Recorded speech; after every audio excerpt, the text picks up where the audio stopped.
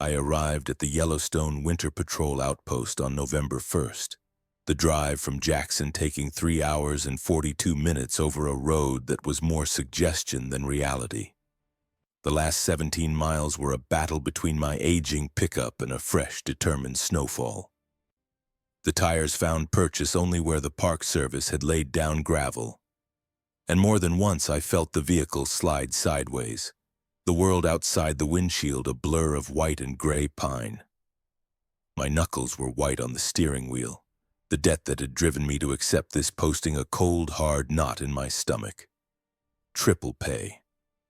3 months of this and I would be clear. It was the only reason I was here, the only justification for leaving behind the world I knew. The generator's hum was the first sign of life, a steady, low-frequency thrum that vibrated through the truck's floor. Its exhaust created a plume of white steam that mingled with my own breath in the 7-degree air.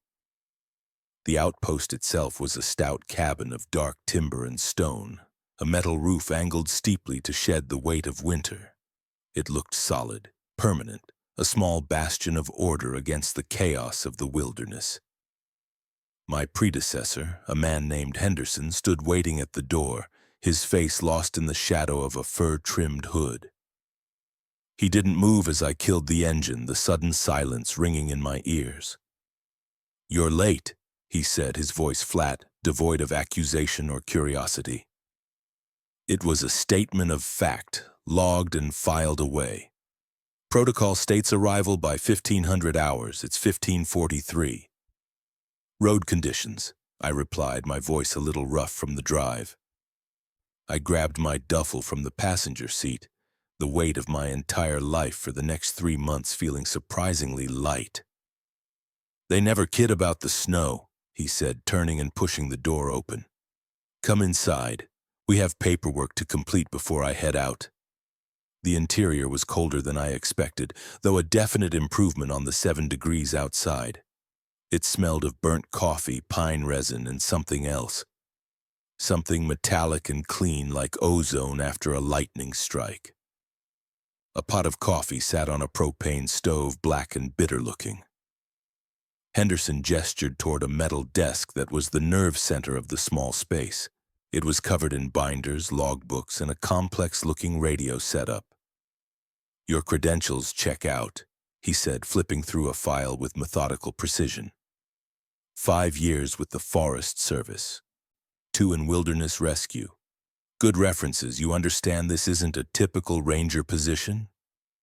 I read the job description. Winter surveillance, wildlife monitoring, emergency response. I recited, the words feeling hollow now.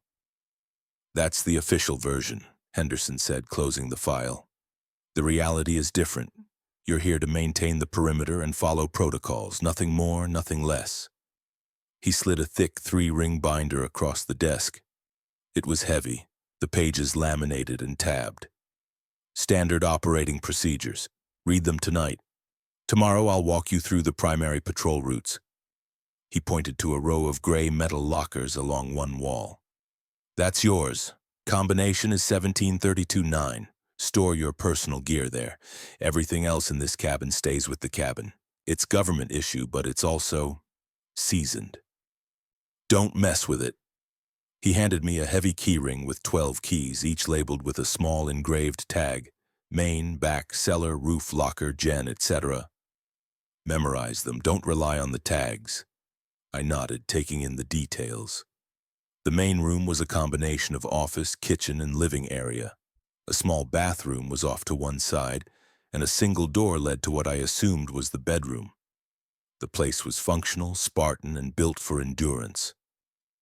"The pay is deposited on the 1st of each month," Henderson continued, his tone never wavering from that flat procedural cadence. "Radio checks at 0600, 1400, and 2200. Channel 6 only, never any other frequency, regardless of what you might hear.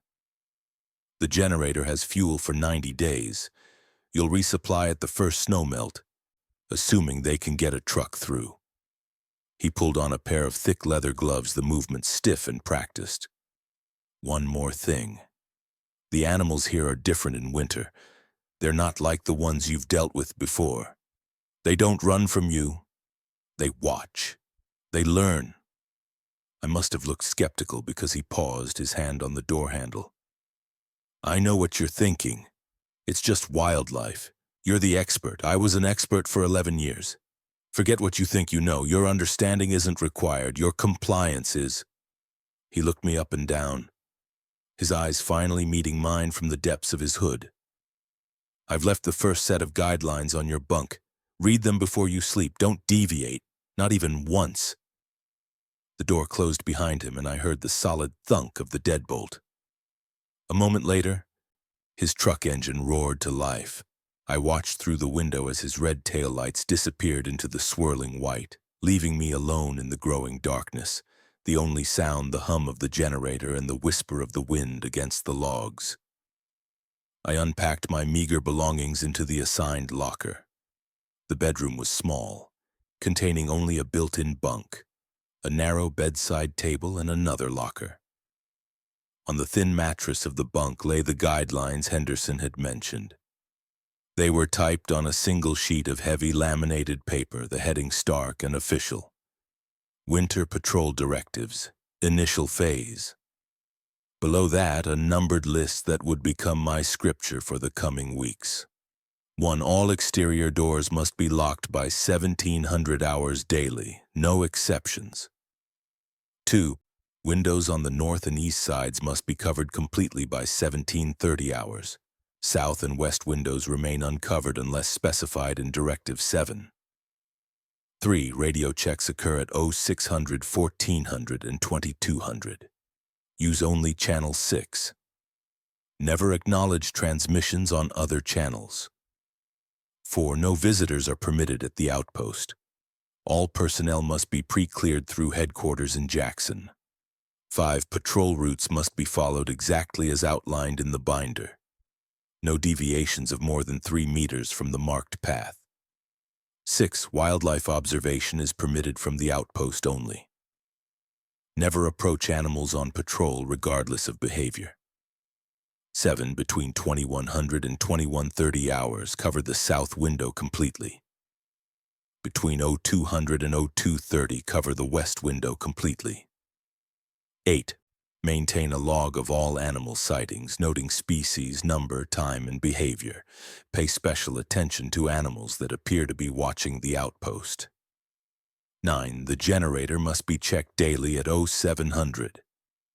Refuel only when the gauge reads below 1/4. 10. If you hear knocking at any door, do not respond. The cabin is isolated. No one should be approaching on foot. 11. Salt must be placed in a perfect circle around the cabin perimeter on the 1st of each month. The circle must be unbroken and exactly 2 meters from the foundation. 12. Never use mirrors in the cabin after dark. The small mirror in the bathroom must be covered before sunset. 13. If you hear footsteps in the snow outside the cabin, count them. If the count exceeds 12, follow Emergency Protocol 1 found in binder. 14. Never acknowledge animals that appear to mimic human behavior or sounds. Document and ignore. I read the list 3 times. Some of it was standard procedure for extreme winter isolation. The radio checks, generator maintenance, door locking, it all made sense. But other rules were specific in ways that hinted at experiences I couldn't begin to imagine. The precise window covering schedule, the counting of footsteps, the mirror directive, the salt circle. These weren't the rules of a ranger, they were the rules of a prisoner or a priest performing some ritual I didn't understand. Rule 14 was the most baffling. Animals that mimic human behavior? Still, the pay was the pay. Henderson had been clear. Compliance was required, not understanding. I taped the guidelines to the wall above my bunk, a constant laminated reminder. Then I began the process of securing the cabin for my first night. I found the heavy wooden shutters for the north and east windows and slid them into place, bolting them from the inside at 1728. I checked all 3 exterior doors, The main entrance, a back door leading to a small porch, and a heavy slanted hatch in the floor that led to the root cellar. All were locked with solid industrial deadbolts. I tested each one twice, the metal cold and final under my touch. At 17:45, I sat at the radio desk and made my first check-in. I pressed the transmit button, the click loud in the quiet cabin. Winter Patrol Outpost to Jackson Headquarters conducting scheduled check-in. I released the button and waited. For 17 seconds, there was nothing but the hiss of static, a sound like 1,000 snakes whispering in the dark. Then a voice, crisp and professional, cut through the noise. Jackson Headquarters receiving. All systems nominal. Proceed with standard protocols. Copy that, I replied. I logged the transmission in the radio logbook, noting the exact time, channel, and duration of the static. As I wrote, the static seemed to intensify, filled with faint, sibilant whispers that might have been voices or might have been my imagination, already at work in the oppressive silence of the isolated cabin. As darkness fell completely, I covered the south window with a piece of plywood I found leaning against the wall, securing it with 2 heavy latches. The procedure felt strange, arbitrary, but I followed the directive precisely. At 21:05, I went into the bathroom and covered the small, square mirror over the sink with a towel, securing it with duct tape. The cabin felt smaller now, more contained. The only windows looking out into the black night being the west window and the small security peepholes in the doors. I made a simple dinner of canned soup and crackers, eating quickly while I studied the patrol routes in the binder. There were 3 primary routes, A, B, and C, forming a triangle around the outpost with the cabin at the center. Route A was the shortest, a 3-kilometer loop through the relatively gentle terrain to the north. Route B was 5 kilometers, taking me through denser forest and across higher ground. Route C was the longest 7 kilometers of rugged terrain that climbed to the highest ridge in my assigned territory. The wildlife section contained detailed information on Yellowstone's winter inhabitants. What struck me were the behavioral notes, which went far beyond standard field observations. There were warnings about animals moving in unnatural patterns, about predators and prey standing together without conflict, about creatures that appeared to be watching rather than foraging or hunting. Henderson's log entries from previous years were even stranger. One described a herd of elk that moved in a perfect circle for 3 hours before dispersing. Another mentioned wolves that appeared to walk backward, leaving tracks that suggested movement in 2 directions simultaneously. At 22:02, I made my second radio check. Winter Patrol Outpost to Jackson Headquarters conducting scheduled check-in. Static for 23 seconds. Jackson Headquarters receiving, log noted. Report any unusual wildlife activity. Nothing unusual to report, I replied, though I hadn't actually been outside to observe anything. The static continued for another minute before I turned off the radio. The silence that followed was heavier than before, pressing in on the small cabin. I checked all doors once more, then retreated to my bunk where I read the guidelines a 4th time before a fitful, restless sleep claimed me, filled with dreams of geometric patterns made from animal tracks and voices calling my name from just beyond the door. My first patrol began at 0700 the next morning. The temperature had dropped to -2 overnight, and a fresh 6 inches of powder covered everything, softening the hard edges of the world. I dressed in the layers provided in the equipment locker, thermal underwear, fleece, and the thick green Park Service uniform as the outer shell. After checking the generator, fuel at 3/4, oil pressure normal. I set out on Route A, following the orange markers that Henderson had mentioned. The snow was deep, and I was grateful for the snowshoes. The world was a study in white and gray, the only color the dark green of the pines and the brilliant blue of the sky. The snow was pristine except for animal tracks, mostly bison and elk, with some smaller prints I couldn't identify. Nothing unusual yet. The first checkpoint was a small rise overlooking a frozen meadow where a herd of bison was grazing. I raised binoculars, counting 23 animals, all moving slowly through the deep snow, their great heads down. They seemed normal enough until, as one unit, they all lifted their heads, looked directly toward the cabin for a precise 3 seconds, and then returned to their grazing as if a silent conductor had cued them. I felt a chill that had nothing to do with the temperature and logged the sighting, noting the time, 08:11. The second checkpoint brought me to the edge of a woods where I found a herd of elk standing motionless. There were at least 30 of them, all facing the same direction, not toward me, but toward an empty point in the center of the meadow. They remained this way for 7 minutes, a living statue garden, before suddenly scattering in different directions, never once looking at each other or seeming to coordinate their movements. I logged the sighting, noting the time, 09:17. Between the second and third checkpoints, I crossed a frozen creek. The ice was thick and milky, but near the center I saw something strange. The ice had formed in a pattern, a series of concentric circles and sharp, angular lines that resembled a schematic diagram. It was beautiful and deeply unsettling. I was tempted to break off a piece to examine it, but Rule 5 echoed in my head. No deviations from the path. I took a photograph instead and continued on. The third checkpoint was another meadow, this one empty. The silence here was profound, a heavy blanket that muffled all sound. It was so quiet I could hear the blood rushing in my own ears.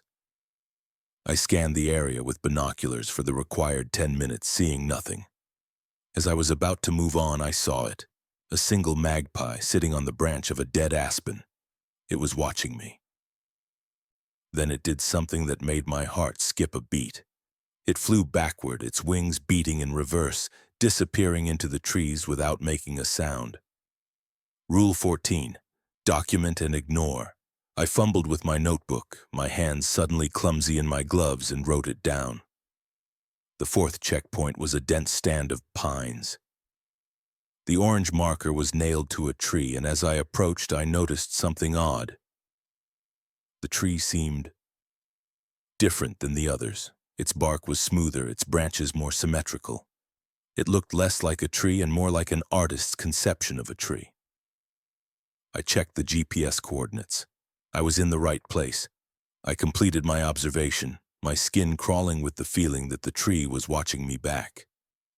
The fifth and final checkpoint on Route A was a ridge overlooking the valley where the trees thinned. From here, I could see for miles in 3 directions. The landscape was vast and empty, white and gray under the overcast sky. I scanned with binoculars, noting more bison herds in the distance, a small group of pronghorn moving through a clearing, and what appeared to be a lone wolf on a far ridge. As I lowered the binoculars, something caught my eye. Movement below me, closer than I expected. I raised the binoculars again, focusing on a group of bison at the edge of the trees. 7 of them stood in a perfect line, all facing the same direction, directly toward my position on the ridge. They weren't grazing or resting, they were standing, watching. The wind carried no sound from them, which was strange in itself. Bison are rarely silent, especially in groups. I watched for 10 minutes, during which time the bison didn't move except for the occasional swish of a tail. I documented the sighting, noting the exact time, 10:42, and GPS coordinates. As I packed up to continue, the bison moved as one unit, turning and disappearing into the trees without breaking formation. The return to the outpost took another 47 minutes.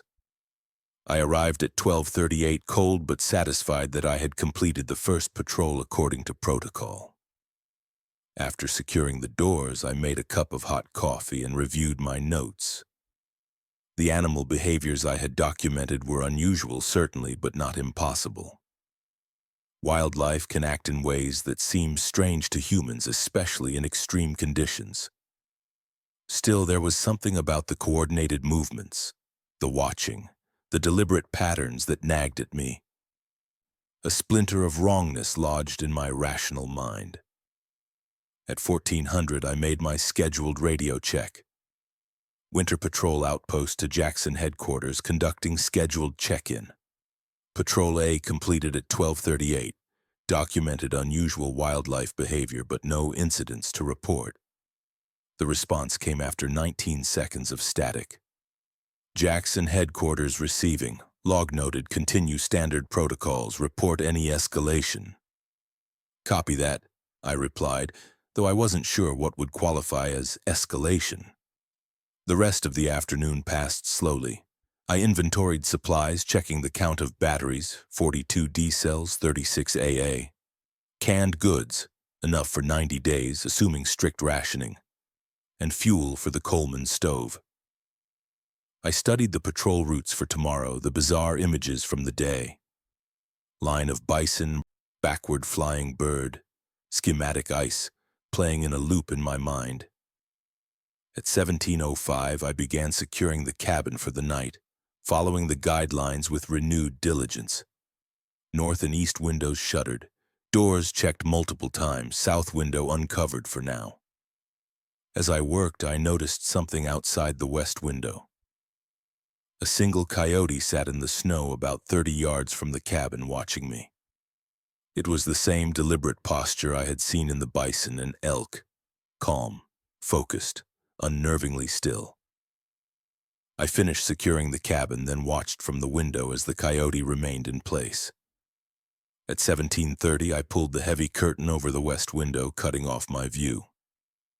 The guidelines didn't require covering this window until later, but I felt better with it blocked.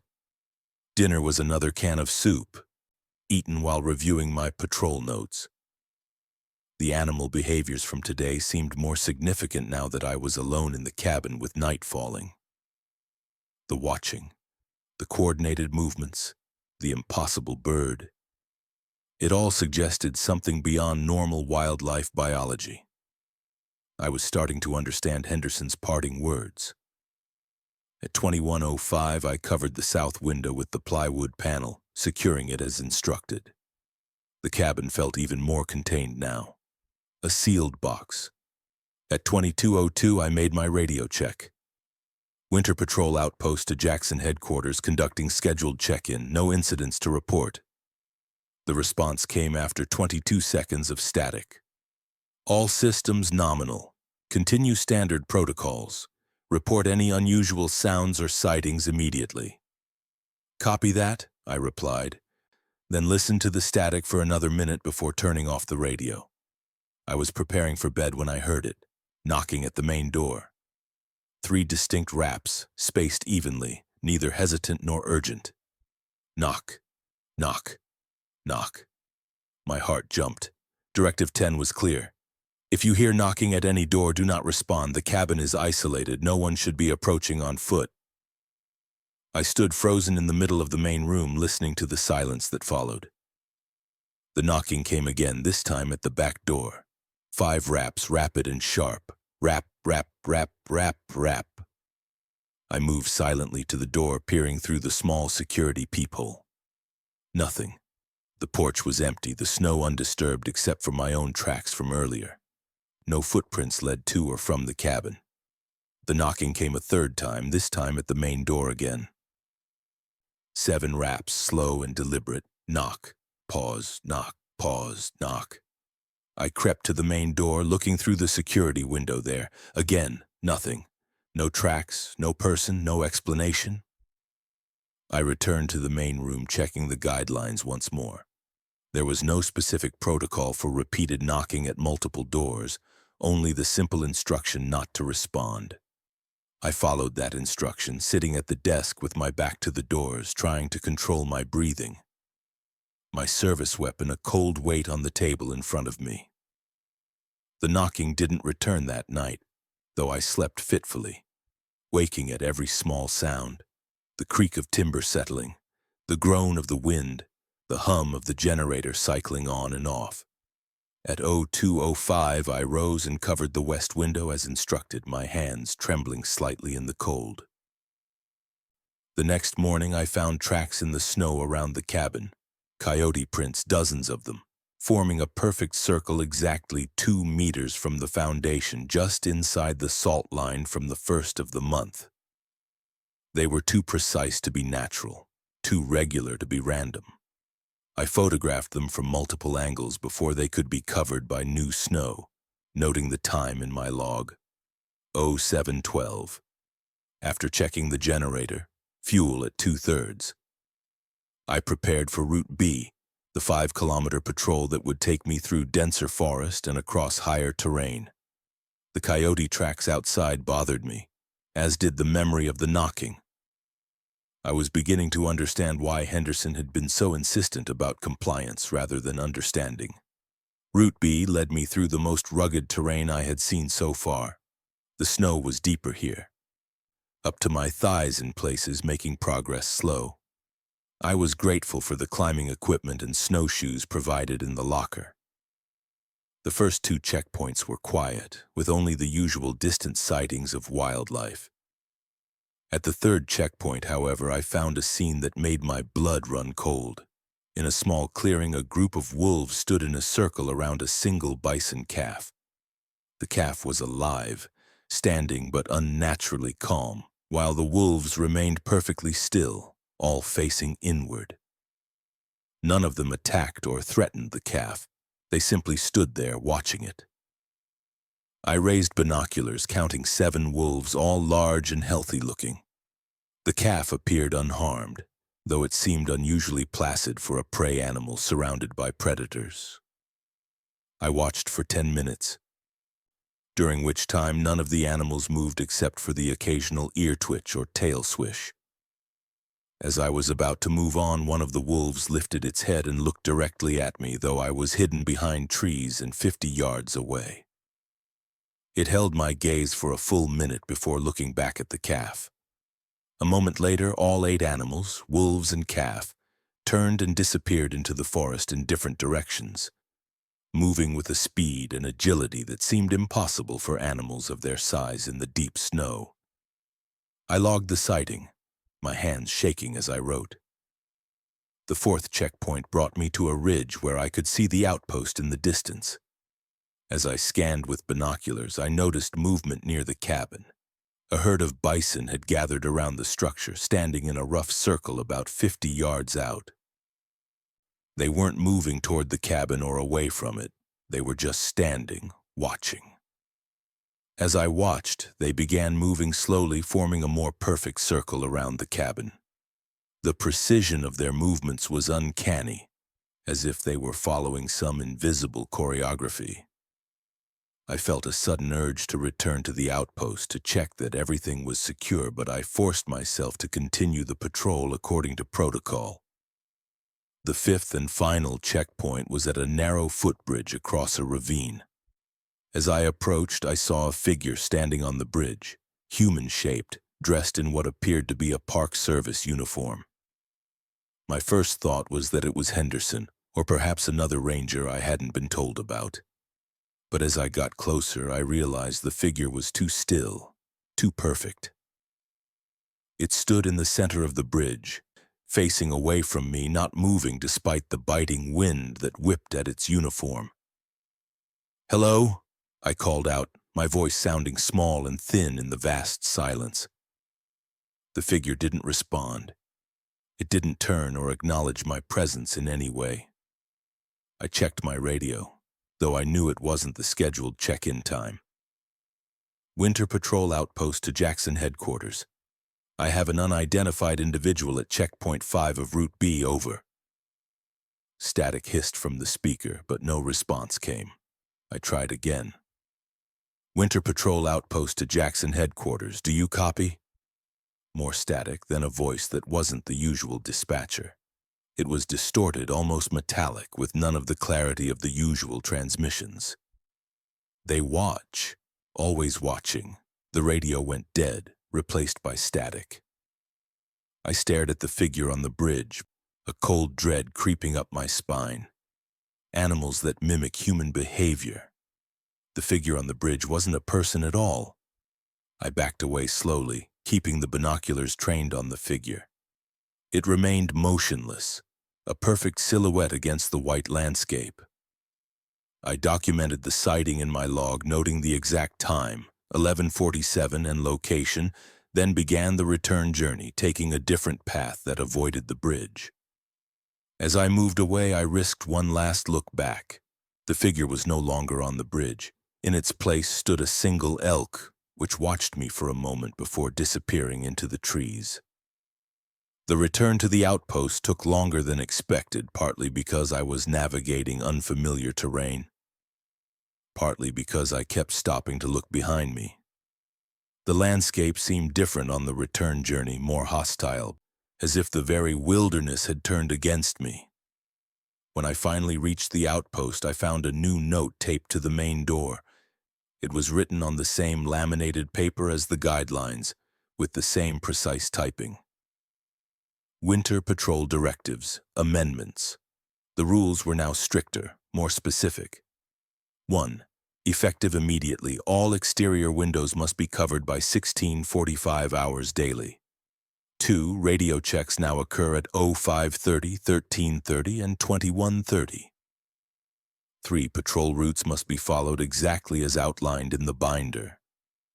No deviations of more than 1 meter from the marked path. 4. Wildlife observation is permitted from the outpost only. Never approach animals on patrol, regardless of behavior. 5. Between 2000 and 20:05 hours, cover all windows completely. 6. The salt circle must be refreshed every 7 days. The circle must be unbroken and exactly 2 meters from the foundation. 7. Remove bathroom mirror completely, store in equipment locker. 8. If footsteps exceed 6, trigger Protocol 1. 9. If you see figures in ranger uniforms, do not acknowledge them in any way. They are not rangers. 10. All doors double locked by 16:30. 11. If you hear your name called from outside, do not respond. It is not your name. Inside, I made my radio check. Winter Patrol outpost to Jackson headquarters. Patrol B completed at 14:38. Documented unusual wildlife behavior, including possible mimicry at checkpoint 5. Expected, came the reply after a longer pause. Continue compliance. Report any escalation. That night, the knocking started again. A single rap, followed by a voice that sounded exactly like my sister's. Open up, it's me, let me in. Amendment 11 was clear. I didn't move. The voice shifted to my father's, then my mother's, pleading, hurt, desperate. Please, I'm cold out here. I know you're in there, I can see the light. It came from all the doors, then stopped as suddenly as it had begun. I didn't sleep. The next day, I found human-like tracks inside the salt circle. They didn't break the line, but they were inside it, a symbolic violation that terrified me. I spent the morning refreshing the salt circle, my hands numb with cold, my mind racing. That afternoon, I prepared for Route C, the 7-kilometer patrol to the highest point in my territory. The landscape felt different now, more hostile. At the second checkpoint, I found 12 figures in ranger uniforms standing in a line, all facing east. I documented them from a distance and moved on, my heart pounding. From the highest ridge, I saw it all. Herds of bison and elk, packs of wolves, all moving into formation. Circles, lines, spirals. A coordinated, geometric display visible for miles. They weren't just watching, they were communicating or perhaps rehearsing. The sheer scale of the intelligence at work was staggering. I felt like an ant observing the construction of a city, unable to comprehend the purpose or the architects. On the return path, I saw them again. At least 20 figures on the canyon path below, dancing in synchronized geometric patterns. I didn't approach. I just watched for as long as I dared, then hurried back to the cabin, the feeling of being a small, observed specimen overwhelming me. Another note was taped to the door. Emergency protocols. The rules were no longer about prevention, they were about survival. 1. If figures in ranger uniforms approach the cabin, Initiate blackout immediately. Turn off all lights, cover all windows, cease all radio transmissions, and remain silent until sunrise. 2. If footsteps circle the cabin more than 3 times, count them. Over 12, do not leave until the next scheduled radio check. 3. If animals form geometric patterns visible from the cabin, document but do not respond. 4. If you hear your name called, initiate Protocol 1 immediately. 5. If the salt circle is broken or disturbed, do not attempt to repair it until daylight. That night, a voice mimicked my own from the back porch. "Let me in. I'm you. I forgot my key." I initiated Protocol 1, plunging the cabin into darkness and silence. The knocking and pleading continued for hours, the voice sometimes mine, sometimes my sister's, sometimes a distorted, inhuman sound that seemed to come from inside my own head. The next morning, the tracks outside formed a star, its 5 points touching the cabin's foundation. The salt circle was still intact, but the message was clear. My confinement felt absolute. That evening, a final note was on the door. Final protocols. 1. All patrols are suspended. Remain inside at all times. 2. All exterior windows must remain covered at all times. 3. Radio checks at 0600 and 1800 only. 4. All exterior doors must remain double-locked at all times. 5. If the cabin is breached, your log is your priority. Hide it where it may be found by the next patrol. I was a prisoner. The days blurred into a tense routine of inventory, equipment checks, and listening to the silence. The animal gatherings outside grew larger, their patterns more complex, almost fractal. The voices at night grew more sophisticated, mimicking supervisors, then the park director, then the president, each with a legitimate-sounding reason for me to open the door. A forgotten item, an emergency evacuation, a federal requisition. I followed the protocols. I didn't sleep. One morning there were no tracks. The pristine snow, the absolute silence outside was more frightening than any geometric pattern. That night, a single word appeared on the main door, written in frost that shouldn't exist in the warm cabin. Soon. It was gone by morning. The next night, the word was tomorrow. On the third night, the word was tonight. I sat at the desk, weapon in hand, watching the door, the minutes stretching into eternities. At 0200, I heard a single knock, followed by the distinct metallic sound of the deadbolt turning. I jumped up, heart hammering against my ribs. I crept to the door. I checked the lock. It was still engaged, double-locked, solid. But I had heard it, as clearly as I had ever heard anything. At 0500, as the first gray light of dawn began to filter through the covered windows, I heard the door swing open. I spun around, weapon raised. It was standing slightly ajar, a sliver of the dark outside world visible. I peered through the gap. Nothing. The porch was empty, the snow undisturbed. I slammed it shut, my hands trembling so badly I could barely engage the locks. The locks were meaningless. At 0600, my voice was raw. Winter Patrol outpost to Jackson headquarters, cabin security compromised at 0500, door found open despite locks being engaged. Log noted, came the reply after a long static-filled pause. Continue standard protocols, report any escalation. That evening, as I was securing the cabin for the night, I heard the knock. A single rap, the sound of the lock turning. The door swung open. A figure stood in the doorway, silhouetted against the dark. It wore a ranger's uniform, but moved with a smooth, impossible grace. "Don't be afraid," it said. Its voice was a strange, layered chorus of all the voices I had heard over the past weeks. My family, my supervisors, the president, even the distorted voice from the radio. "We're not here to hurt you, we're here to help you understand." Another figure appeared behind it, then another, until the cabin was filled with them, all identical, all moving with the same fluid, unnatural precision. "The rules you've been following," one of them said, its voice calm and reasoned. They are not meant to keep us out. They're meant to prepare you to see. One of them approached me, its face almost human, but too smooth, its eyes too glassy. We are not animals. We are not mimicking you. We are what we are. And we have been watching humanity for a long time, waiting for someone ready to see the patterns, the connections that underlie reality itself. I lowered my weapon, though I didn't put it away. What do you want from me? To show you, said the figure closest to me, reaching out a hand that was almost human but not quite. To show you everything. I took its hand, and the world changed. The cabin dissolved around me, replaced by a landscape of impossible geometry and shifting, flowing patterns of light. The figures transformed into beings of pure energy, their true forms revealed. The animals outside gathered in patterns that represented mathematical concepts and physical laws, their movements a dance of cosmic significance. I saw connections between all things, patterns that underlay reality itself, truths that humanity had forgotten or never known.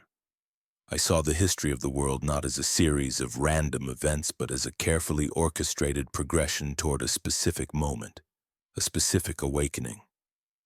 I saw my place in this grand design, not as a random observer, but as a chosen participant, someone who could bridge the gap between human perception and cosmic truth.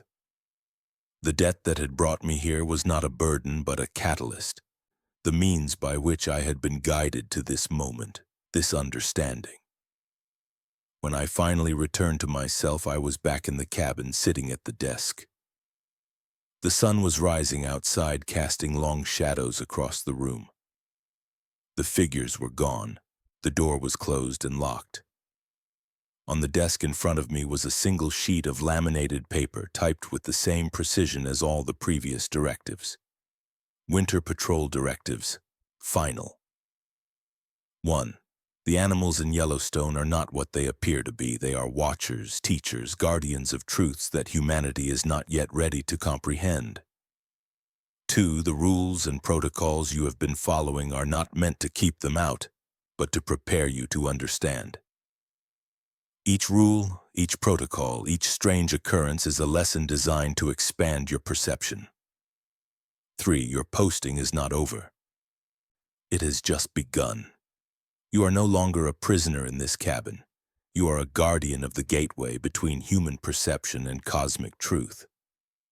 4. Continue your logs, but now document what you truly see, not just what you think you're supposed to see.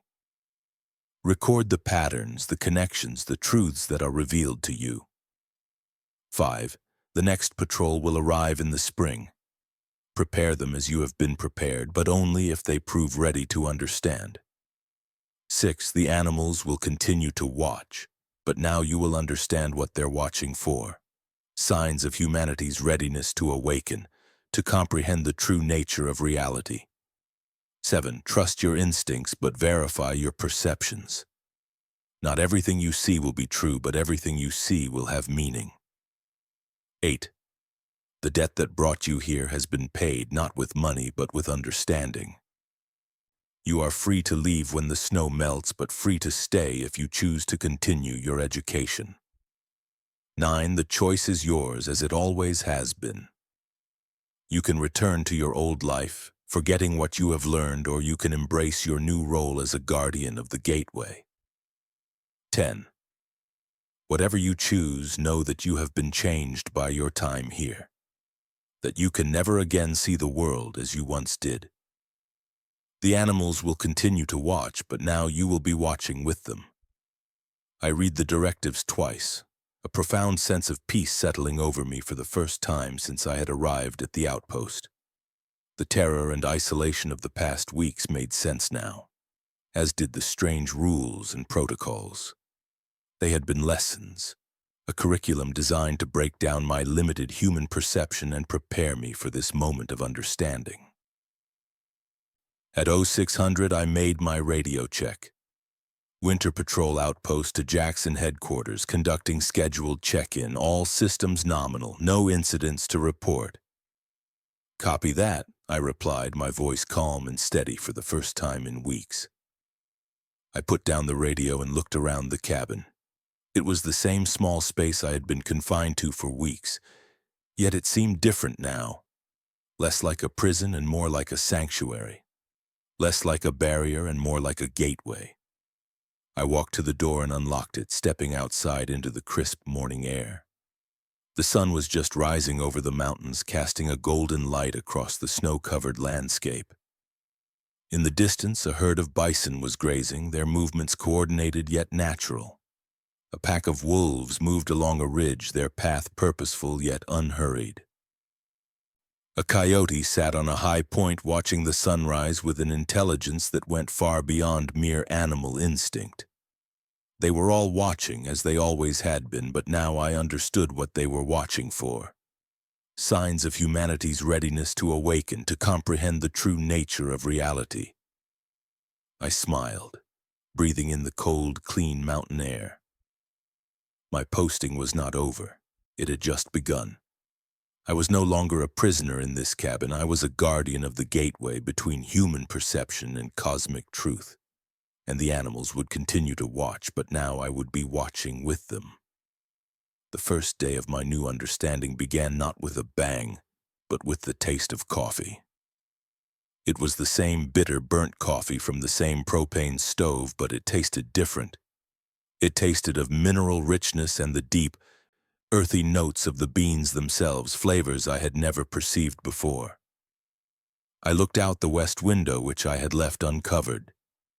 The coyote was still there, sitting precisely 30 yards from the cabin. As I watched, it dipped its head in a slow, deliberate nod, then rose and trotted away, disappearing into the trees. It wasn't a threat. It was a greeting, a dismissal. I spent the morning in a state of quiet recalibration. I walked through the small cabin, touching the rough-hewn logs of the walls, the cold metal of the desk, the worn fabric of the chair. Everything was the same, but my perception of it had fundamentally shifted. The cabin was no longer a prison. It was an observatory, a node in a vast invisible network. I went to the locker and removed the bathroom mirror. I looked at my own reflection for the first time in weeks. My face was thinner, my eyes shadowed from lack of sleep, but there was something else there too. A stillness. A clarity that hadn't been there before. My most important task was to address the log. The old logbook with its terse, factual entries felt like a relic from another life. I opened it to the first page. November 2nd, arrival at 1543, Henderson departed, secured cabin. Below it, in a different color ink, I wrote, "The lesson begins, the first gate is closed." I turned to the entry from my first patrol.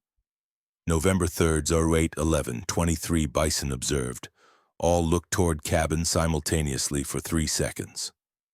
Below it I added, a question posed. Is the observer aware of being observed? A test of attention. The entry about the elk. 0917. 30 elk facing empty meadow scattered after 7 minutes. My new note. Demonstration of unified focus. The empty point was not empty. It was the focal point of their collective attention. I was not equipped to see what they saw. I spent hours going through the log, reinterpreting every strange sighting through my new lens. The backward flying magpie wasn't a random anomaly. It was a demonstration that the laws of physics as I understood them were local and conditional. The schematic pattern in the ice wasn't a beautiful accident. It was a diagram, a message I was illiterate in at the time. The figures on the bridge and the path weren't threats. They were instructors using mimicry to teach the concept of form and essence, of the difference between a container and its contents. The logbook became a palimpsest. My initial observations a shallow layer over a much deeper, more complex truth. My new entries were longer, more descriptive, filled with terminology I was only just beginning to intuit. Energy ley lines, resonant frequencies, the symbolic geometries on probable realities. The days fell into a new, peaceful rhythm. I no longer needed the old directives, but I found myself following them out of a sense of respect for the curriculum. I would secure the cabin at the prescribed times, not out of fear, but as a form of meditation, a way of honoring the structure of the lesson. The radio checks became different. The static was no longer just noise. It was a chorus, the sound of a million other conversations happening on frequencies I couldn't yet access. I would listen for the full 60 seconds after the dispatcher's sign-off, and sometimes I thought I could almost discern patterns in the hiss, like hearing the ocean in a seashell. The animals continued their lessons, but they were more subtle now.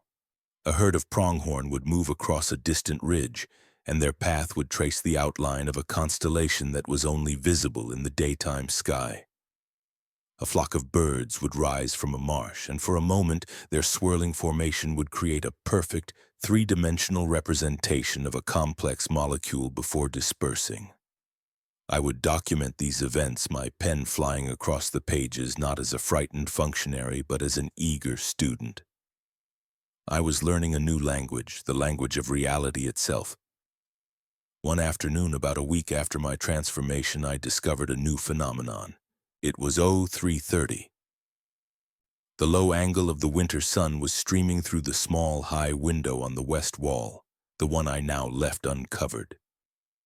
At the same time, the generator cycled on. The convergence of the light and the low-frequency hum of the generator created an effect inside the cabin. The air itself began to shimmer, and faint shifting patterns of light like a miniature aurora borealis danced across the walls. They were not just random lights. They were geometric, flowing, and impossibly complex. I realized with a jolt of understanding that I was seeing a visual representation of the energy flows I had been documenting in my log. The patterns on the wall corresponded to the bison formations, the wolf paths, the bird flocks. It was a live feed diagram, a visual aid for my studies. This became my daily ritual. At 0330, I would sit in the center of the room and watch the light show, my mind expanding to comprehend the intricate dance of forces that animated the world. This idyllic period of study was not without its challenges. The old fears were not gone, merely dormant. One night in late December, a massive blizzard moved in. The wind howled around the cabin like a living thing, and the snow fell so thickly that the world outside the windows vanished completely. At 0200, the generator sputtered, coughed, and died. The sudden silence was absolute, more terrifying than any noise. The lights went out, plunging me into total darkness. The beautiful aurora in the cabin was gone. The old panic tried to resurface. My heart hammered in my chest. Every creak and groan of the cabin under the strain of the storm sounded like a footstep on the porch. My rational mind told me it was just the storm, but the conditioned part of my brain, the part that had lived in fear for weeks, screamed that they were coming, that the lesson was over and the siege was beginning again. I huddled in my bunk, clutching my service weapon, the cold metal a small comfort. I heard a scratching sound at the back door. My blood ran cold. It was just like the stories in Henderson's old logs, the harbingers of a breach. I forced myself to breathe, to recall the final directives. Trust your instincts, but verify your perceptions. My instinct was terror, but my new understanding told me to look deeper.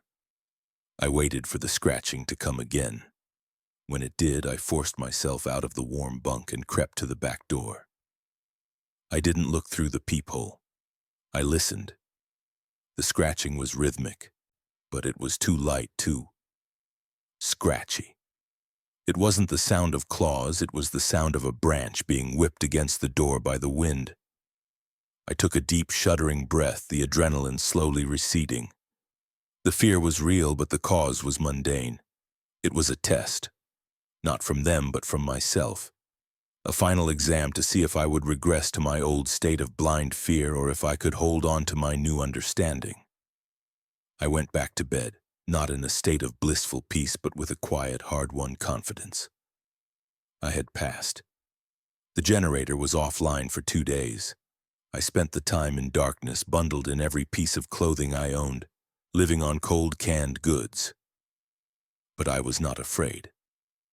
I listened to the storm and I realized that even in its fury it was just another pattern, another expression of the vast, interconnected system I was now a part of. When the storm finally passed and I was able to dig out the generator and get it running again, the cabin felt even more like a sanctuary. January and February passed in a blur of study and observation.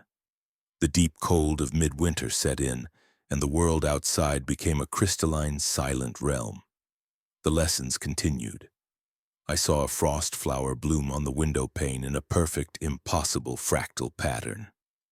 I watched a spider spin a web between two branches, and the silk glowed with a faint internal light, its structure a model of some cosmic architecture. I was no longer just a guardian. I was a part of the pattern, a conscious node in the network.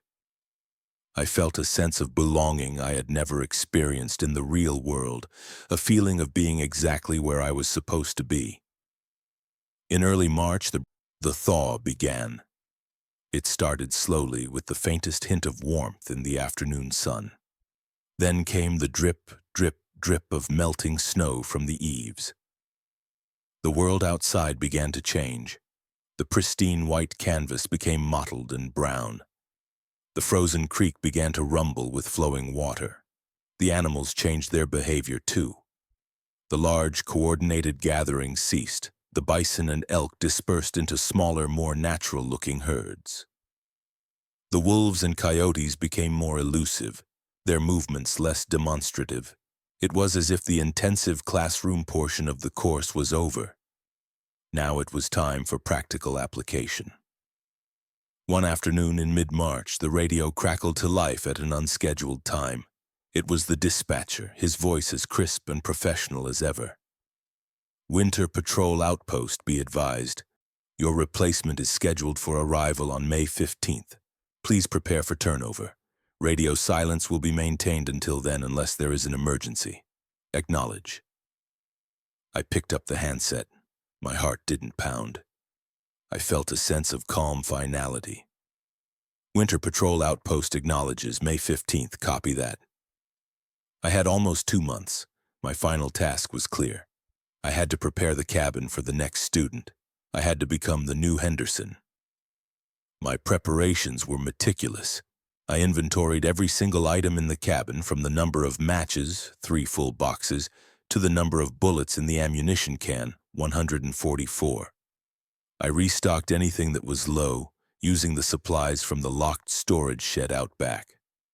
I cleaned the cabin from top to bottom, scrubbing the floors, washing the windows, and airing out the bedding. I wanted the next person to walk into a space that was clean, orderly, and impersonal, a blank slate. The most important part of the preparation was the log. I removed my personal logbook, the one with my dual-layered entries. That was my record, my journey. It was not for the next student. I took a fresh, official logbook from the supply cabinet and began to write a new history. I created entries for every day I had been there, but they were sterile, factual, and utterly devoid of the truth. November 5th, 7 bison observed in a line, normal foraging behavior. November 12th, wolf pack sighted near frozen river, healthy specimens. December 21st, major blizzard, generator offline for 48 hours, no issues. I was creating the illusion of a long, boring, and utterly uneventful posting. I was building the wall of mundane reality that the next person would have to break through just as I had. Finally, I had to write the guidelines. I took a fresh sheet of laminated paper and sat at the desk. I thought about Henderson's parting words, about the fear and confusion I had felt. I understood now that the strict, impersonal nature of the rules was essential. They couldn't hint at the truth. They had to present themselves as the arbitrary, slightly paranoid instructions of a bureaucrat. I began to type, my fingers moving with a sureness that surprised me. Winter Patrol Directives. Initial phase. I typed out the 14 rules almost exactly as I had received them. I made a few tiny changes, subtle adjustments to the wording. No deviations of more than 3 meters became no deviations of more than 2 meters. The window covering times were shifted by 5 minutes. The salt circle distance was changed from 2 meters to 2.5. These were small, meaningless changes, but they made the list mine. They were part of the new curriculum. I didn't include any of the amendments or emergency protocols. Those would come later, earned through experience just as they had for me. When I was finished, I took the laminated sheet and taped it to the wall of the bunk room, in the exact same spot where I had found the first set. On May 14th, the day before the replacement was due to arrive, I packed my duffel bag. It felt lighter than when I had arrived. I packed my personal logbook at the very bottom. I looked around the cabin one last time. It was perfect. It was clean, secure, and filled with a carefully constructed silence. It was ready. The next morning, I made my final 0600 radio check. Winter Patrol outpost to Jackson headquarters conducting scheduled check-in. All systems nominal, awaiting relief. Copy that, Patrol, the dispatcher replied. Relief should be there by 0900. You're clear for departure. Good luck. Copy that. Out. I made one last cup of coffee, savoring the bitter taste. I walked outside. The spring air was warm and filled with the sound of melting snow and the chirping of birds. The world felt normal, beautiful, but normal. I knew I would never see it the same way again. But the intense, high-definition reality of my lessons had faded, leaving behind a quiet, integrated understanding. I was a guardian, but my watch was over. At 0913, I heard the sound of an engine. A truck, similar to my own but newer, struggled up the last stretch of the road. It pulled up beside my truck and a young man got out. He couldn't have been more than 25. He looked nervous, his eyes wide as he took in the vast wilderness around him. He had the same look I had had, the look of someone running from a debt and hoping this isolated job would be the answer. I didn't smile. I didn't offer a reassuring word. I was Henderson now.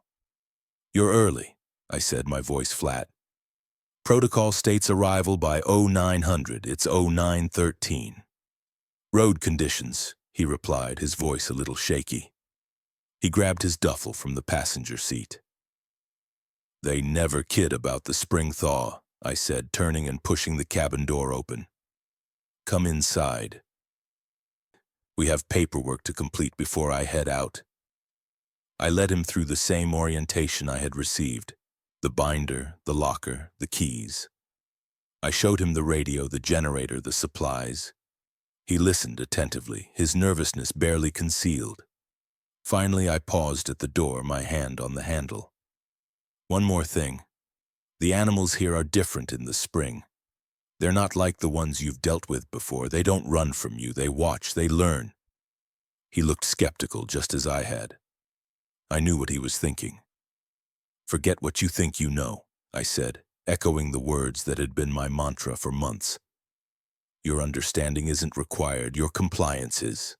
I looked him up and down. I've left the first set of guidelines on your bunk. Read them before you sleep. Don't deviate. Not even once. The door closed behind me and I heard the solid thunk of the deadbolt as he locked it from the inside. I walked to my truck, started the engine, and began the drive back to Jackson. I didn't look in the rearview mirror. I didn't need to. I knew what I would see. A small cabin in a vast wilderness, and the beginning of a long, strange, terrifying, and ultimately beautiful lesson. The animals would be watching. And now he would be too.